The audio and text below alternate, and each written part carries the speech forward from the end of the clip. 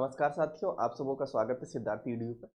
तो आज के वीडियो में हम लोग जो है सेल के बारे में पढ़ेंगे। सेल के रिगार्डिंग कोशिका क्या होता है। लास्ट वीडियो में सेल का जो बेसिक इंट्रोडक्शन था उसके बारे में हम लोगों ने पढ़ लिया था। सेल क्या होता है और प्रोकैरियोटिक सेल क्या होते हैं, यूकैरियोटिक सेल क्या होते हैं, यूनिसेलुलर क्या होते हैं, मल्टीसेलुलर क्या होते हैं, और कुछ जो साइंटिस्ट थे उसके बारे में हम लोगों ने पढ़ा था। तो आज के वीडियो में हम लोग जो है डिटेल में पढ़ेंगे जो कि सेल ऑर्गेनल्स कौन कौन से हैं।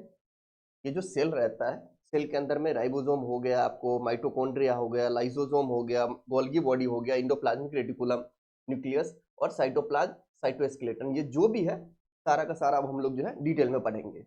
सबसे पहले ये देख लेते हैं क्योंकि एक सेल में कितने सारे आपको डबल मेम्ब्रेन बॉन्डेड स्ट्रक्चर होते हैं। जैसे ये आपको हो गया, ये आपका माइटोकॉन्ड्रिया हो गया, तो एक मेम्ब्रेन हो गया और ये दूसरा मेम्ब्रेन। तो इस तरीके से डबल मेम्ब्रेन द्विपरतीय कितने ऐसे सेल ऑर्गेनल्स होते हैं सेल के अंदर में, वो हम देख लेते हैं। सबसे पहला होता है माइटोकॉन्ड्रिया, आपको दूसरा होता है न्यूक्लियस होता है, तीसरा प्लास्टिड्स होता है। ये आपका क्वेश्चन रहेगा, कई बार एग्जाम में आया हुआ है, जो कि कौन से ऐसे सेल ऑर्गेनल्स है जो डबल मेम्ब्रेन है। ये आपको हो गया माइटोकॉन्ड्रिया, न्यूक्लियस और प्लास्टिड्स। फिर आपसे पूछ दिया जाता है कौन से ऐसे सेल ऑर्गेनल्स है, तो ये जो चाहे सिंगल डबल मेम्ब्रेन हो सकते हैं या सिंगल मेम्ब्रेन हो सकते हैं या कोई परत होगा ही नहीं। तो बिना परत के कौन होते हैं, विदाउट मेम्ब्रेन। इसमें भी तीन ऑर्गेनल्स होते हैं, एक होता है राइबोसोम आपको, दूसरा होता है सेंट्रियोल और तीसरा होता है न्यूक्लियस। ये तीन ऐसे सेल ऑर्गेनल्स हैं जो बिना परत के होते हैं। और इसके अलावा कोई यदि आपसे नाम पूछा जाएगा तो वो सारे जो होते हैं सिंगल मेम्ब्रेन के होते हैं। तीन इधर याद कर लेना है और तीन इधर याद कर लेना है, ये भी आपके क्वेश्चन आते हैं। तो चलिए अपना स्टार्ट करते हैं सेल ऑर्गेनल्स में। तो सबसे पहला हम लोग पढ़ेंगे माइटोकॉन्ड्रिया के बारे में। तो माइटोकॉन्ड्रिया से रिलेटेड जो जितने भी पॉइंट्स हैं, कहां से क्वेश्चन आते हैं, ये सारा हम लोग देखते हैं। सबसे पहले जो है माइटोकॉन्ड्रिया का खोज किसने किया था, ये इस बार इससे क्वेश्चन आते हैं आपको। इसके डिस्कवरी से, इसका क्या नाम था, अल्टमैन नाम था, रिचर्ड अल्टमैन। फिर दूसरा बात, ये इसका भी हम लोगों ने देखा, ये डबल मेम्ब्रेन स्ट्रक्चर ऑर्गेनल्स है। देखिए ये जो आपका इसका डायग्राम में बना के दिखा दे रहा हूं,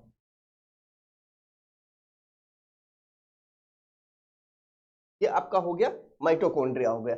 ये क्या हो गया, आउटर मेम्ब्रेन हो गया, आउटर मेम्ब्रेन बाहरी परत। ये क्या हो गया, इरेगुलर फोल्ड्स इस तरीके से जो होता है, ये इसे क्या बोलते हैं, क्रिस्टी बोलते हैं।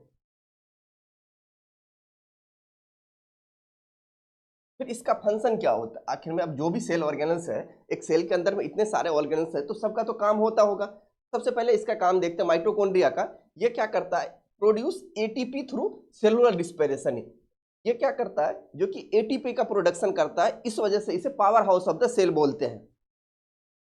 और power house of the cell known as the power house of the cell इसको बोलते हैं, क्यों, क्योंकि एटीपी का प्रोडक्शन करता है। ये सेल को जो होता है, अभी हम लोग जो भी कोई काम करते हैं, हमें उसके लिए ऊर्जा की जरूरत पड़ती है, खाना खाते हैं, उसी तरीके से सेल में जो ऊर्जा की जो जरूरत पड़ती है तो वो कौन प्रोवाइड करता है, तो माइटोकॉन्ड्रिया करता है। ये किस तरीके से करता है, देखिए ग्लूकोज, हम लोग जो भी खाना खाते हैं, फिर ग्लूकोज जो होता है, ग्लूकोज टूटता है ऑक्सीजन के प्रेजेंस में, टूट गया, ये क्या रहा आपको, ग्लूकोज रहा, ग्लूकोज। ये ऑक्सीजन के प्रेजेंस में टूटा तो क्या बनाया, CO2 बनाया, H2O बनाया, और ये एटीपी बनाता है। इसी को एनर्जी करेंसी भी बोलते हैं, मींस वो सिक्का के जैसा, पैसे के जैसा। ये क्या होता है, हमें ये एक तरह का, जैसे 2000 का आपको नोट मिल गया, आप उसमें से जरूरत आपको जितना पड़ेगा, आप उस तरीके से जितना जरूरत पड़ा उसे खर्च करते रहते हैं। उसी तरीके से ये क्या करता है, क्योंकि ये इतना एनर्जी एटीपी के फॉर्म में एनर्जी देता है। एटीपी का फुल फॉर्म क्या होता है, एडिनोसिन, एडिनोसिन ट्राइफॉस्फेट, ट्राइफॉस्फेट। आपसे हो सकता है पूछ दिया जाए, तो एनर्जी करेंसी बोलते हैं। तो इस वजह से जो है माइटोकॉन्ड्रिया को power house of the cell के बोला जाता है। देखिए अभी इसी को हिंदी में दिया गया है आपको यहाँ पे। इसका खोज किसने किया था, रिचर्ड अल्टमैन ने। संरचना जो है आपको, फिर कार्य क्या है, ये एनर्जी प्रोवाइड करता है श्वसन में। कोशिका को power house of the cell बोलते हैं, ऊर्जा घर बोलते हैं इसको। जो है पावर हाउस का मतलब है कोशिका का ऊर्जा घर, कोशिका का ऊर्जा घर, हिंदी में मैं लिख दे रहा हूं, हो सकता है इस ऊर्जा घर।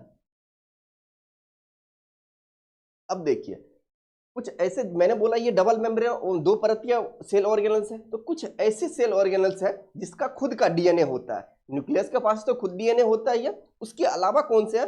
एक होते हैं आपको माइटोकॉन्ड्रिया, माइटोकॉन्ड्रिया के पास खुद का डीएनए होता है, जो कि नॉर्मल डीएनए किसमें होता है? नॉर्मल डीएनए न्यूक्लियस में होता है। तो आपका ये क्वेश्चन यहां से कई बार आ चुका है, जो कि आपको ऑप्शन में 4 दिया रहेगा, इसमें से किसके पास अपना डीएनए होता है? आपको माइटोकॉन्ड्रिया दे दिया जाएगा, राइबोसोम दे दिया जाएगा, तो उस तरीके से सेलेक्ट करना। इसके पास होता है, दूसरा होता है प्लास्टिड्स के पास, वो आगे में दिखाऊंगा। और दूसरा इसके पास राइबोसोम जो होता है 70S टाइप का राइबोसोम होता है। राइबोसोम को डिटेल में हम लोग पढ़ेंगे, वहां बता देंगे राइबोसोम होता क्या है। फिर अपना नेक्स्ट सेल ऑर्गेनल्स है इंडोप्लाज्मिक रेटिकुलम, जिसको हिंदी में क्या बोला जाता है? अंतःद्रावी जालिका। इंडोप्लाज्मिक रेटिकुलम को क्या बोला जाता है? अंतःद्रावी जालिका बोला जाता है। देखिए इंडोप्लाज्मिक रेटिकुलम जो ये सेल है, सेल के अंदर में ये न्यूक्लियस है इस तरीके से। अब इससे लगा हुआ ये जो ऑर्गेनल्स है, इसी को क्या बोलते हैं? इंडोप्लाज्मिक रेटिकुलम बोलते हैं। इस पे देखिए दो चीज आपको दिख रहा होगा, दिख रहा है इस पे देखिए दाना दाना जैसा जो दिख रहा है, तो इसे क्या बोलते हैं? Rough endoplasmic reticulum, RER। और जिसपे नहीं रहता ये दाना दाना जैसा, यहां पे देखिए इसको बोलते हैं smooth endoplasmic reticulum, endoplasmic reticulum बोलते हैं। देखिए दो तरह का इंडोप्लाज्मिक रेटिकुलम है, एक रफ इंडोप्लाज्मिक रेटिकुलम, दूसरा है स्मूथ इंडोप्लाज्मिक रेटिकुलम। आखिर में रफ इसे क्यों बोला गया? ये जो रफ बोला गया क्यों, इसके पीछे का क्या रीजन है? ये जो है इसके ऊपर प्रोटीन लगा हुआ रहता है, राइबोसोम लगा हुआ रहता है। ये जो गोला गोला जो है ये राइबोसोम जो लगा हुआ रहता है, इस वजह से ये खुरदुरा दिखता है। इसे क्या बोलते हैं? रफ इंडोप्लाज्मिक रेटिकुलम बोलते हैं। और दूसरा क्या होता है, जो कि स्मूथ इंडोप्लाज्मिक रेटिकुलम बोलने का रीजन क्या है? इस पे जो है यह राइबोसोम नहीं लगा हुआ है, इस वजह से ये प्लेन है, इसे क्या बोलते हैं? Smooth endoplasmic reticulum. अब देखते हैं दोनों का काम क्या है। तो फंक्शन क्या है, इसका कार्य क्या है? Rough endoplasmic reticulum synthesize and process protein. देखिए रफ इंडोप्लाज्मिक, ये आपका क्वेश्चन यहां पे पूछा जाएगा, जो कि रफ इंडोप्लाज्मिक रेटिकुलम क्या करता है? तो ये प्रोटीन का सिंथेसिस करता है। क्यों? क्योंकि इसके ऊपर राइबोसोम होता है। तो रफ इंडोप्लाज्मिक रेटिकुलम जो है, RER से आप समझ जाइएगा, रफ इंडोप्लाज्मिक रेटिकुलम यह प्रोटीन का सिंथेसिस करता है, प्रोटीन सिंथेसिस। फिर दूसरा क्या था? स्मूथ इंडोप्लाज्मिक रेटिकुलम, ये क्या करता है? लिपिड का सिंथेसिस करता है। स्मूथ इंडोप्लाज्मिक रेटिकुलम, ये भी आपका क्वेश्चन यहां से पूछ दिया जाएगा। स्मूथ इंडोप्लाज्मिक रेटिकुलम क्या करता है? लिपिड का बनाता है, सेल में यह जो है लिपिड बनाने में हेल्प करता है। फिर अब ओवरऑल ये दोनों का तो काम देख लिया, ओवरऑल अब ये करता क्या है? इंडोप्लाज्मिक रेटिकुलम पूरे का रोल क्या है? Help in the transport of protein and lipid within the cell. अब सेल के अंदर में क्या करता है? जो कि प्रोटीन और लिपिड का जो है ट्रांसपोर्ट करने में मदद, एक जगह से दूसरी जगह ट्रांसपोर्ट करने में ये मदद करता है। कौन? यह काम किसका है? तो रफ ये इंडोप्लाज्मिक रेटिकुलम का काम है। देन अब आगे देखते, इससे उसी को देखिए यहाँ पे हिंदी में दे दिया गया। तो हिंदी में क्या दिया हुआ? Rough ER, smooth ER endoplasmic reticulum. इसके कार्य को बताया था, जो कि क्या करता है? प्रोटीन। और जबकि स्मूथ इंडोप्लाज्मिक रेटिकुलम क्या करता है? जो कि लिपिड का बनाता है, तो लिपिड सिंथेसिस में हेल्प करता है। और इसका रोल क्या होता है? परिवहन में, transport of the protein and lipid में हेल्प करता है।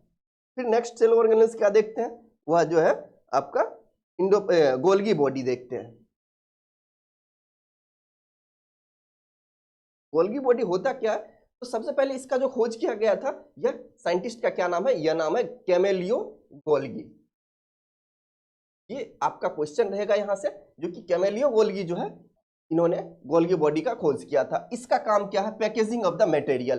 देखिए ये सेल है, सेल के अंदर में जो भी यहां से न्यूक्लियस से जो निकला, इसका काम क्या करता है? यहाँ पे पैकेज करना, मतलब वो अच्छे से, मतलब क्या बोलते हैं, डिब्बा बंद करना, ऐसा समझ सकते हैं, पैकेज करना। ये किसका काम है? तो गोल्गी बॉडी का काम है। अब यदि इसी ये जो गोल्गी बॉडी यदि प्लांट में प्रेजेंट रहता है तो उसे क्या बोलते हैं, डिक्टियोजोम बोलते हैं। पौधे में इसे डिक्टियोजोम बोला जाता है। ये आपका फिर से क्वेश्चन रहेगा, पूछ दिया जाएगा गोल्गी बॉडी यदि प्लांट में हो उसे क्या बोला जाता है, तो उसे डिक्टियोजोम बोलते हैं। देख रहे हैं यहाँ पे डायग्राम दिया हुआ है, ये गोल्गी बॉडी का डायग्राम है। फिर अपना चौथा सेल ऑर्गेनेल्स क्या पढ़ेंगे, अपना नेक्स्ट सेल ऑर्गेनेल्स है राइबोसोम। तो राइबोसोम से रिलेटेड जो भी पॉइंट्स है, तो सबसे पहले राइबोसोम के बारे में ये देखते हैं। इसका जो भी देखिए कुछ ऐसे सेल ऑर्गेनेल्स है जिससे साइंटिस्ट से रिलेटेड क्वेश्चन आए हुए हैं, चाहे माइटोकॉन्ड्रिया हो गया, न्यूक्लियस हो गया, आपको राइबोसोम हो गया, गोल्गी बॉडी हो गया, ये सारे का साइंटिस्ट का नाम याद रखना है। फिर राइबोसोम का डिस्कवरी कौन करता है, उसका क्या नाम है, पेलेडे, जॉर्ज पेलेडे नाम है इसका। फिर राइबोसोम का काम क्या है, इसको जो है फैक्ट्री ऑफ प्रोटीन बोलते हैं। Ribosome are factory of protein synthesis. Ribosome protein का फैक्ट्री कहलाता है। प्रोटीन का फैक्ट्री क्यों कहलाता है, तो राइबोसोम क्या करता है, यह प्रोटीन बनाता है, प्रोटीन बनाता है।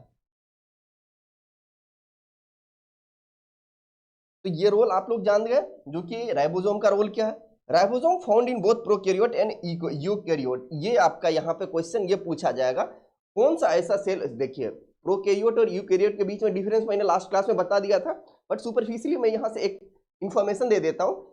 दोनों में क्या डिफरेंस होता है, प्रोकैरियोट में जो कि मेम्ब्रेन बॉन्डेड सेल ऑर्गेनेल्स जो होते हैं, अभी जो बताया था, जो कि परत वाली जो मेम्ब्रेन है सेल ऑर्गेनेल्स, ये एब्सेंट होते हैं। प्रोकैरियोट में जो एब्सेंट होते हैं, यूकैरियोट में प्रेजेंट होते हैं। लेकिन कौन सा ऐसा सेल ऑर्गेनेल्स है जो कि दोनों में पाया जाता है, ये आपका क्वेश्चन रहेगा। तो वह जो है राइबोसोम जो ऐसा सेल ऑर्गेनेल्स है जो कि दोनों प्रोकैरियोट और यूकैरियोट दोनों में पाया जाता है, ये आप ध्यान में रखिएगा। देखिए यहाँ पे राइबोसोम का स्ट्रक्चर देख रहे हैं, ये हम लोगों ने कहाँ पे देखा था, रफ इंडोप्लाज्मिक रेटिकुलम में देखा था, रफ इंडोप्लाज्मिक रेटिकुलम में देखा था। तो इस वजह से इसका यहाँ पे काम दिखाई देगा, ये प्रोटीन सिंथेसिस में हेल्प करता है।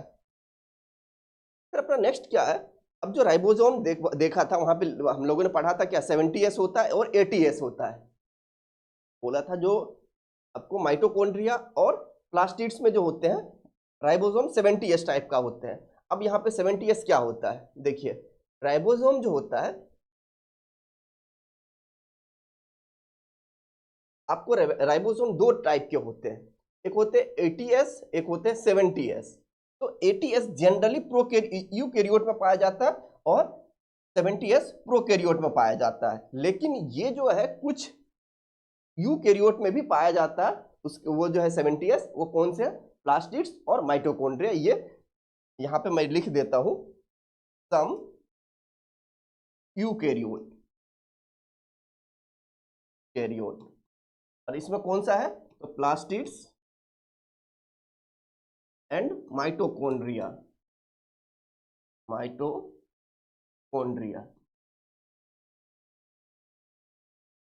तो 80S हो गया और दूसरा हो गया 70S।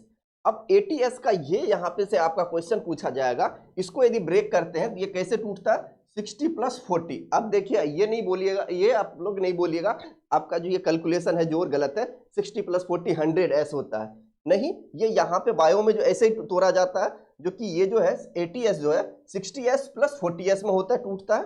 और ये देखिए ये आपको याद कर लीजिएगा, जो कि वो पूछ दिया जाएगा 80S किस में टूट रहता है, 60S 40S 50S 30S 40S 40S करके। फिर 70S जो होता है 50 + 30S में होता है।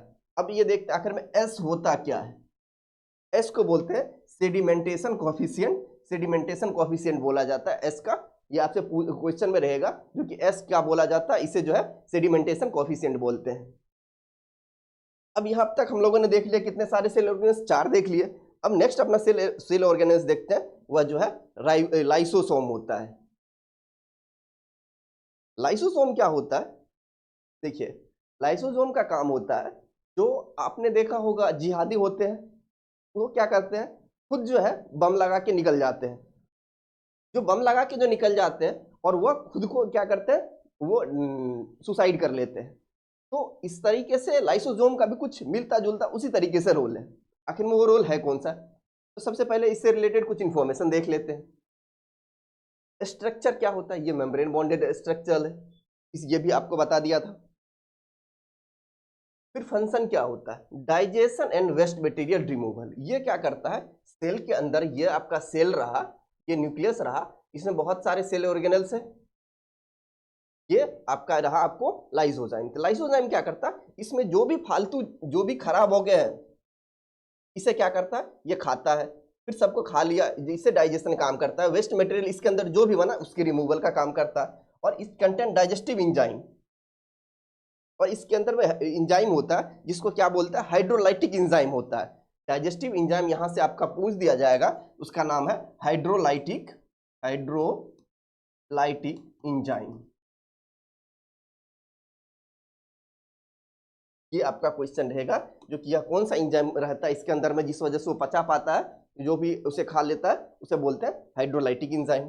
फिर नेक्स्ट क्या, इसका फॉर्मेशन कहाँ से होता है, ये फॉर्मेशन जो है आपका गोल्गी बॉडी या गोल्गी एपरेटस से करता है। ऑटोफेगी मतलब process of break down damaged cell organs, means खुद के कभी क्या होता है पता है, ये तो बाहर वाले को तो खा ही रहा ही है, इधर से ले रहा है इधर से ले रहा है जो खराब हो चुका है। कभी कभी ये क्या करता है, बोला ना जिहादी टाइप से, ये खुद को भी कभी कभी सुसाइड कर लेता है, मतलब खुद को भी मार लेता है और खुद के सेल को खा लेता है। जब ये देख लेता है भाई अब मैं खराब होने को हूं, तो ये क्या करता है, तो इसे मतलब अपने आप को नुकसान पहुंचाता है। फेगोसाइटोसिस मतलब इनगल्फिंग, मतलब जो ये फेगोसाइटिस का मतलब क्या होता है, दूसरे सेल ऑर्गेनेल्स को खाना होता है। फिर इसके इन्वायरमेंट क्या होता है, एसिडिक इन्वायरमेंट होता है। और पीएच आपका पूछ दिया जाएगा तो वह 4.5 होता है, मीन्स अम्लीय होता है। एसिडिक का मतलब क्या होता है, अम्लीय।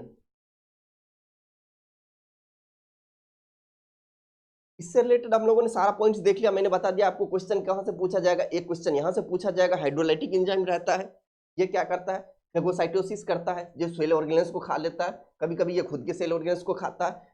ये इसके पीएच क्या होता है, एसिडिक होता है और 4.5 होता है। फिर अपना इसको देखिए, अब हिंदी में यहाँ पे दिया गया, ये आपका डायग्राम रहा किसका, ये आपका रहा, ये सेल है, सेल के अंदर में से ये जो है आपका किस चीज का है, लाइसोजाइम का है, लाइसोजाइम। देख रहे हैं हाइड्रोलाइटिक एंजाइम है। संरचना दिया है, मेम्ब्रेन बॉन्डेड होता है। कार्य दिया हुआ है, सामग्री कौन कौन से पाचन के एंजाइम होते हैं। पाचन के एंजाइम क्या होते हैं, ये एंजाइम पाया जाता है,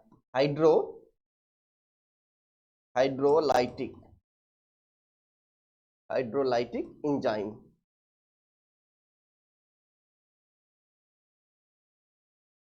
पीएच, ये सारा पीएच का दिखा दिया गया।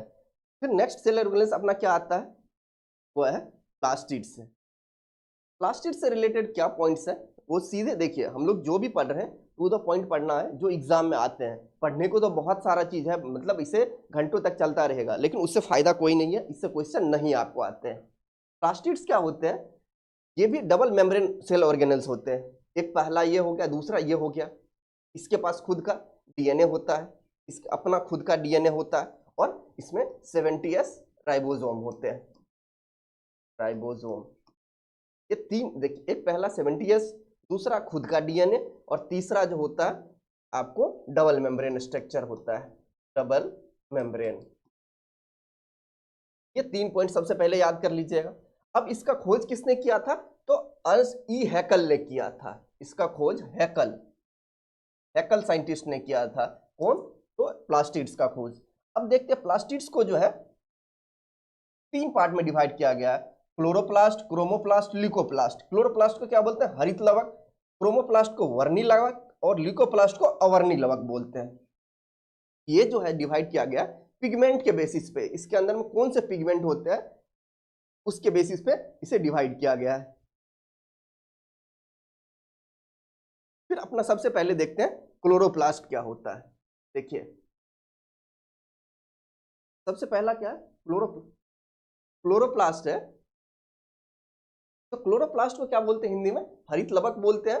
ये क्या करता है, क्लोरोफिल कंटेंट करता है। आज जो भी ये जो ग्रीन पार्ट दिखता है, चाहे स्टेम हो या आपको पत्ती हो, लीव्स वगैरह हो, हरा दिखने का क्या रीजन है, क्लोरोफिल की वजह से दिखता है। और जो होता है ये क्लोरोफिल जो होता है, इसमें मैग्नीशियम आयन होता है। ये आपका क्वेश्चन पूछ दिया जाएगा, जो कि क्लोरोफिल में कौन सा आयन होता है, एटम होता है, तो वो मैग्नीशियम होता है। फिर क्लोरोफिल का काम क्या है, क्लोरोफिल क्या करता है, जो ग्रीन फोटोसिंथेसिस कहाँ पे होता है, प्रकाश संश्लेषण किसी भी प्लांट में, तो हरे पार्ट में होता है। तो क्लोरोफिल का काम क्या है, जो कि फोटोसिंथेसिस प्रकाश संश्लेषण में हेल्प करना, इस वजह से इसे किचन ऑफ द सेल कहा जाता है। अब देखिए किचन में क्या होता है, खाना बनता है, उसी तरीके से जो है क्लोरोप्लास्ट में क्या होता है, खाना बनता है, इसे जो है सेल का रसोई घर बोला जाता है। ये भी आपका क्वेश्चन में कई बार आ चुका है, जो कि सेल का जो है कोशिका का रसोई घर किसे बोलते हैं। अब इसमें देखिए खाना बन रहा है तो स्टेप्स मैं बता रहा हूं। तो देखिए CO2 और H2O मिलके सनलाइट के प्रेजेंस में ग्लूकोज बनाता है और ऑक्सीजन, यही ऑक्सीजन हम लोग लेते हैं और ये ग्लूकोज जो है ये बनता है। अब किसी किसी पौधे में देखते होंगे जो कि लीफ होना चाहिए हरा होता है, किसी किसी में क्या होता है, ये पीला बद हो जाता है। पीला हो जाने का पीछे का रीजन क्या है, yellow colour due to the carotene की वजह से जो होता है, कैरोटीन के कारण यह पीला पड़ जाता है ये पत्ते। अब इसका राइबोसोम बोला था 70S और सेल्फ डीएनए, खुद के पास अपना डीएनए होता है। हम लोगों ने क्लोरोप्लास्ट से रिलेटेड, हरित लवक से रिलेटेड जो जो भी पॉइंट्स थे सारा हम लोगों ने देख लिया। अब देखते हैं नेक्स्ट अपना पार्ट क्या आता है, वो आता है तो क्रोमोप्लास्ट। क्रोमोप्लास्ट क्या होता है, जिसको बोलते हैं वर्णी लवक। ये क्या करता है, जो कि आपको फ्रूट और फ्लावर, फूल और फल का जो होता है, देखते होंगे फूल का जो भी आज जो फूल का ये जिस अलग अलग कलर के दिखते हैं या किसके वजह से दिखते हैं, तो आपको क्रोमोप्लास्ट की वजह से देखते हैं।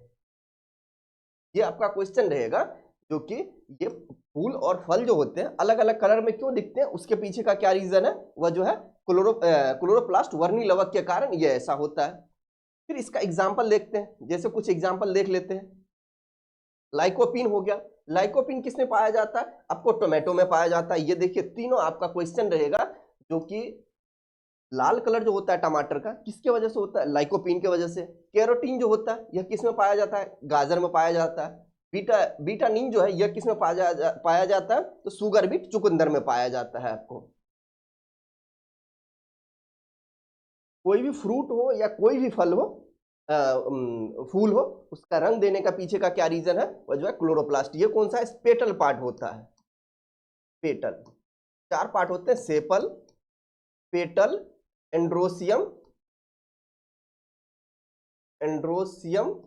और इसे बोलते हैं गाइनोसियम। ये 4 पार्ट होता है। इसे हम लोग जो है जब मॉर्फोलॉजी ऑफ द प्लांट पढ़ेंगे उसमें हम लोग इसे डिटेल में पढ़ लेंगे।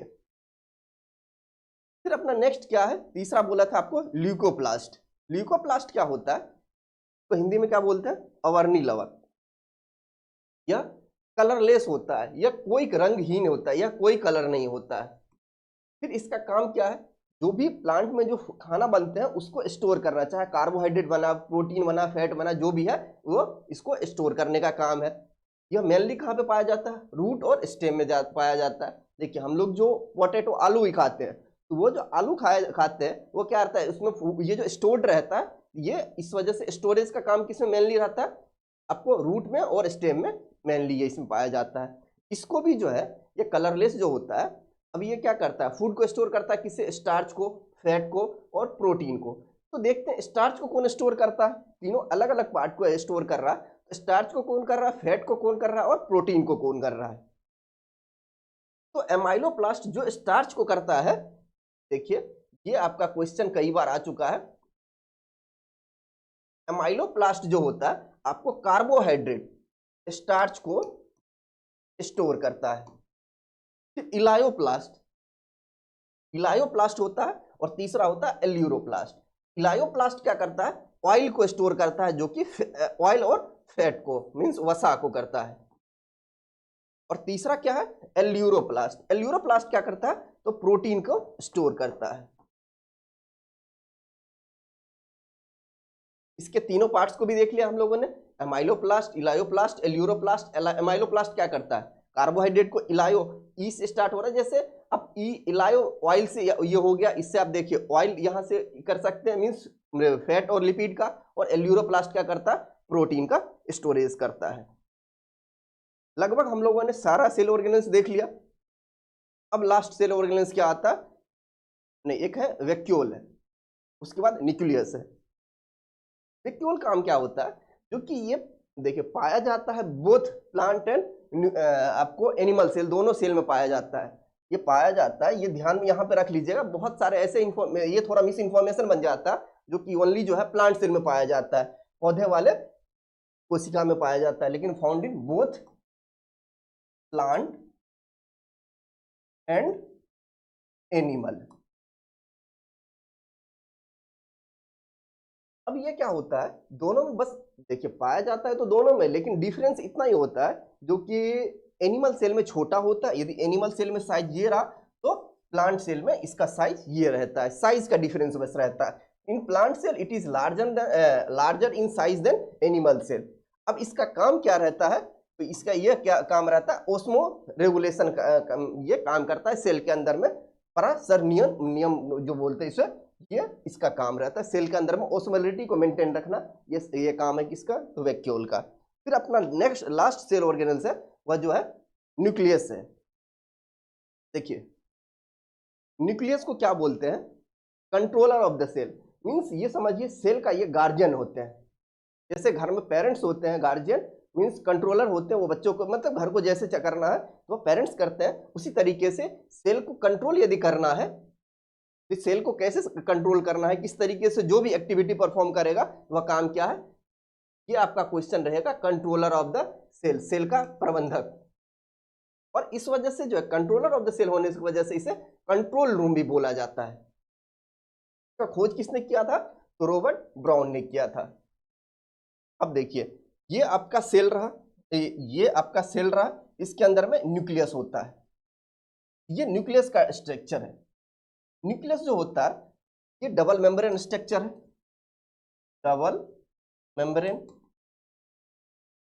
देखिए कितने बार मैंने अभी तक बोला होगा double membrane bonded cell structure कौन कौन से है, तो प्लास्टिड्स, माइटोकॉन्ड्रिया और न्यूक्लियस। ये बोलने के पीछे का रीजन है, इससे क्वेश्चन आते हैं, इस वजह से मैं बोल रहा हूं। अब इसके स्ट्रक्चर को जब हम लोग जब डिटेल में स्टडी करते हैं, ये क्या होता है, यहाँ पे न्यूक्लियर पोर होता है। न्यूक्लियर पोर का काम क्या होता है, इधर से कोई भी यदि सामान है या मटेरियल है, इसको अंदर से बाहर भेजना और बाहर से अंदर भी कुछ जो है आ सकते हैं। फिर इसके अंदर में ये क्या होता है, धागा जैसा आपको जो दिख रहा होगा, ये क्रोमेटिन होता है। हिंदी में भी क्रोमेटिन ही बोलते हैं, क्रोमेटिन। तो क्रोमेटिन क्या, ये जो रहता है ये डीएनए और प्रोटीन का बना हुआ होता है। ये क्रोमेटिन जैसे धागा जो होता है, जब वह इसको जो सुलझा के एक इस तरीके से शेप बनता है, तो इसे क्या बोलते हैं, क्रोमोसोम बोलते हैं।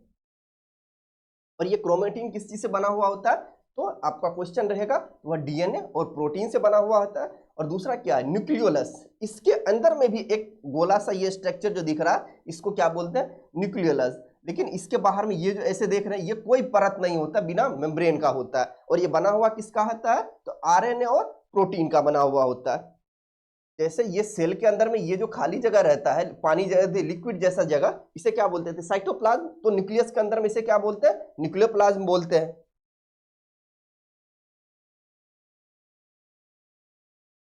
फिर अब अपना आगे देखते हैं, जो कि न्यूक्लियोलस देखा था।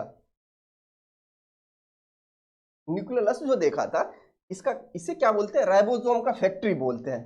न्यूक्लियोलस किस चीज का बना था, आरएनए और प्रोटीन का।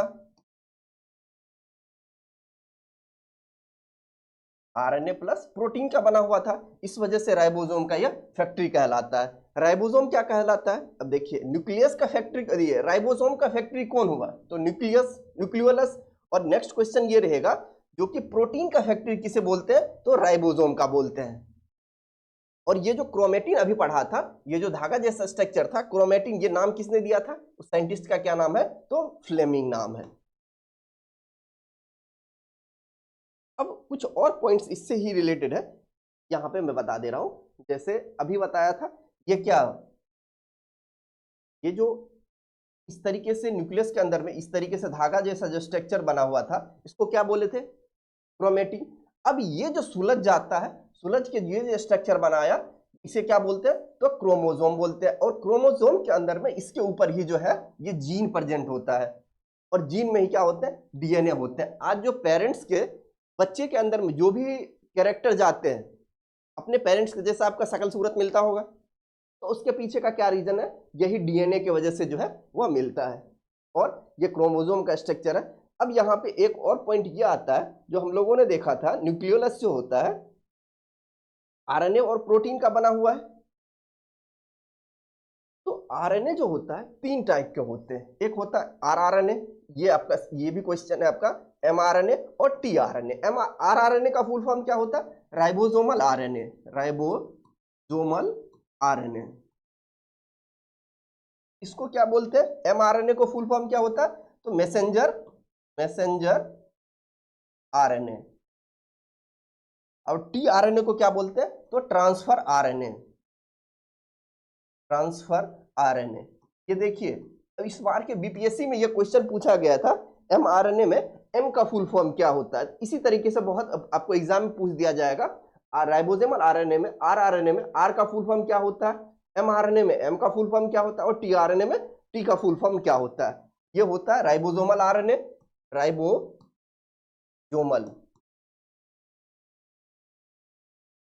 फिर दूसरा क्या है? Messenger RNA. और तीसरा क्या है? Transfer RNA.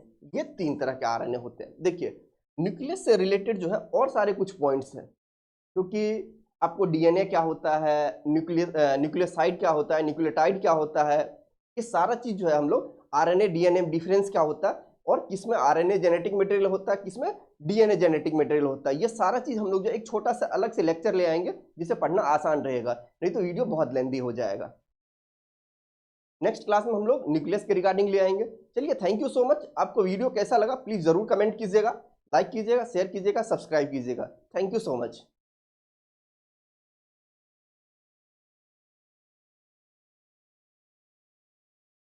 अमीर